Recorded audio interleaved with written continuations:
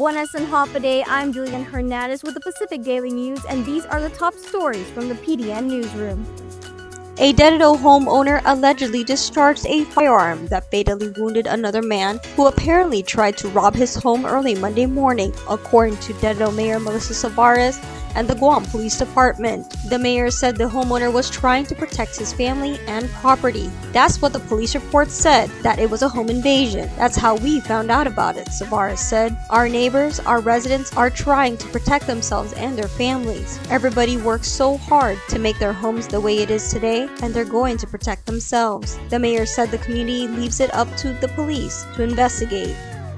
In other news, in an apparent response to Taiwan President Lai Ching-te's highly publicized Pacific trip, which included a stopover on Guam, China launched its largest military exercise of the year, prompting Taiwan to then raise its alert level Monday, according to Reuters news service. Lai returned to Taiwan Friday after visits last week to Guam and Hawaii, and to 3 Pacific allies, Palau, the Marshall Islands, and Tuvalu. His visits and discussions with government leaders at each stop were strongly rebuked by Beijing, which still regards Taiwan as a renegade province that it will eventually bring back under its control. While on Guam, Lai met with Governor Lu Leon Guerrero, members of the legislature, and was hosted to an event by the Taipei Economic and Cultural Office attended by the local Taiwanese community. In remarks at a government house reception Thursday, Lai said all like-minded countries in the Indo-Pacific must unite to safeguard democracy, peace, and prosperity. Finally, the Guam Waterworks Authority on Monday renewed calls for residents in Dededo, Barrigada, Mangilao, and Ordot to continue to conserve water. GWA's December 9 water conservation notice asked these residents to conserve and use water for only essential uses as crews continue to make adjustments and monitor water system to regain reservoir levels and improve pressures on these areas. Over the next several days, crews will continue to work to replace deep well pumps/motors to bring additional production capacity back online, GWA said. The 4 villages have been experiencing low to no water pressure at 2 schools. PC Lujan Elementary in Barrigada and George Washington High in Mangilao were closed last week.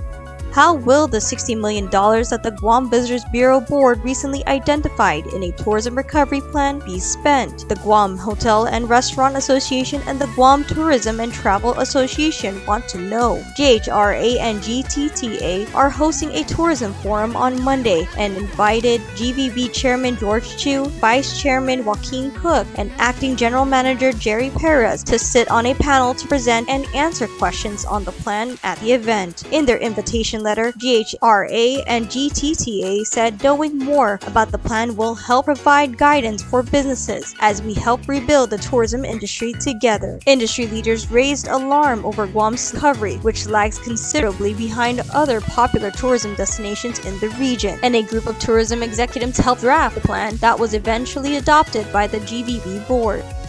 In other news, thousands of devout Catholics gathered in the island's capital Monday afternoon for the annual procession honoring Santa Marian Kamalen, Guam's patron saint. This year's procession marks the second since the celebration resumed in 2023. The long-held tradition was put on pause for 3 years due to the COVID-19 pandemic. Parishioners from different villages and students from island Catholic schools gathered in front of the Dulce Nombre de Maria Cathedral Basilica to greet the over 300-year-old statue of Santa Marian Kamalen. From a balcony atop the cathedral, Archbishop Ryan Jimenez delivered his first homily to the procession since taking the lead of Guam's Catholics in August. Parishioners prayed along with the rosary in different languages as they walked along the procession route.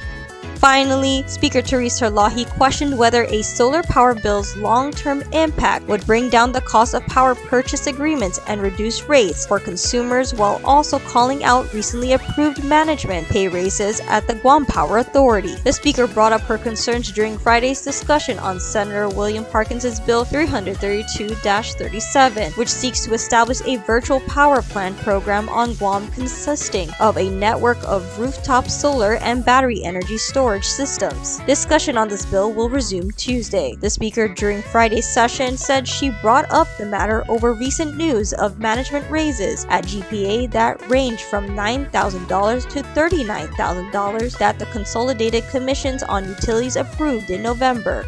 For more on these stories, go to guampdn.com and follow us on social media.